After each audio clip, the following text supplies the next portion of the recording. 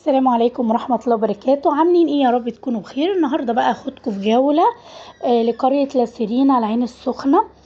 قرية جميلة ونظيفة. هنشوف بقى الاسعار ونشوف شكل الشاليه من جوه وحمامات السباحة والبحر. فيلا بينا بقى، يا رب الجولة تعجبكم وتبقى مفيدة يا رب وتبقى خفيفة على قلبكم.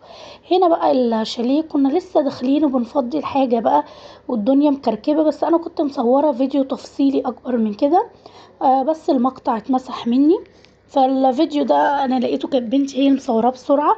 هو كان الشاليه عباره عن ريسبشن، والريسبشن فيه المطبخ اهو زي ما انتم شايفين. فيه المطبخ، فيه الغساله والبوتاجاز، واوضتين غرفتين، كل اوضه فيها سريرين والحمام.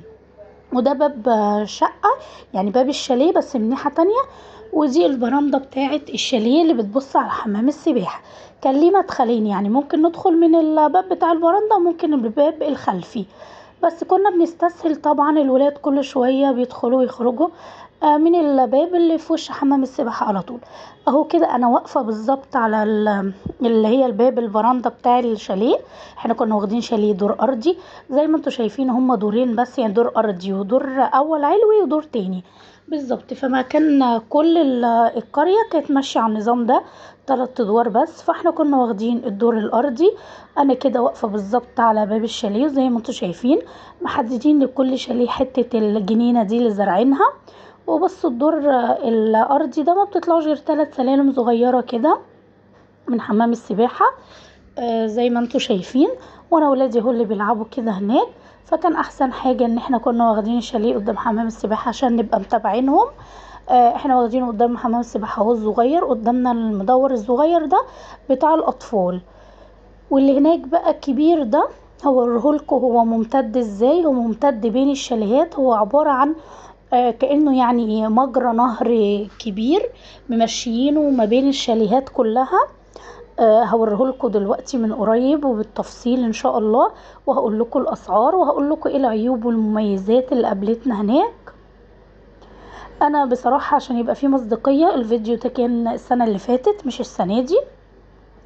اهو بصوا، هو عبارة عن حمام السباحة، شايفين عامل ازاي. مجرى كبير جدا، يعني لو عايزة تقوم لحد ماشي لحد الشاليهات كلها اللي في المرحلة دي. وزي ما انتوا شايفين في كوبري اهو في النص بقى بالنسبة اللي عايز يعدي الناحية دي او الناحية التانية. فكل ما تخشي جوه كل ما يبقى ايه غريق اكتر.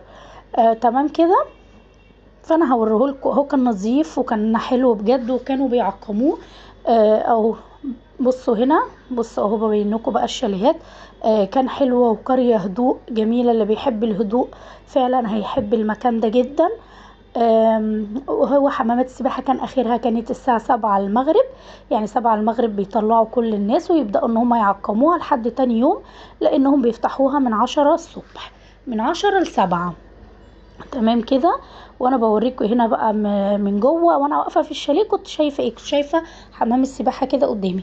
وهنا بقى بالليل، بصوا بقى ما الدنيا ليلة الساعة 9 بالليل كان المنظر عامل ازاي. عايزين بقى ايه؟ منورين حمامات السباحة، عايزين تقعدوا بقى على الكراسي هنا.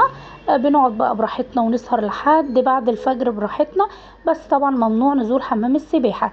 هي بس كان عيبها ايه الوحيد؟ ان مفيش غير سوبر ماركت واحد بس في القرية دي، وواحدة بس اللي هي بتأجر عجل وبتش باجي. هنا بقى واحنا ماشيين في طريقنا بقى للبحر، كان في يعني هما كانوا عاملين كده بين الشاليات قفص، كان في القرد ده. حلو، يعني حاجة كويسة ان هي تبقى تسلي الاولاد. فبصوا بقى كان قاعد ازاي، عاملين القفص ده في القرد، وجنبيه في قفص تاني كان فيه بصوا هتلاقوا زحلفة كبيرة جدا برضو جنب القرد.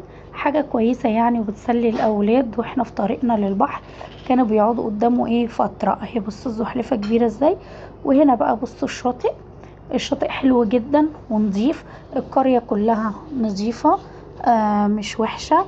بس زي ما قلت لكم القرية كلها ما كانش فيها غير سوبر ماركت واحد، وحد بس واحدة واقفة كده بتأجر عجل وبتش باجي. فما كانتش يعني ايه حلوة في الخروجات، هي حلوة للهدوء بس. وهنا اليوم ده كان فيه مد وجزر في البحر زي ما انتوا شايفين. وهو كده بقى البتش باجي والعجل اهو. بالنسبة للأسعار كان اليوم ب1000 جنيه. ولو عجبكم الفيديو ما تنسوش اللايك. سلام عليكم.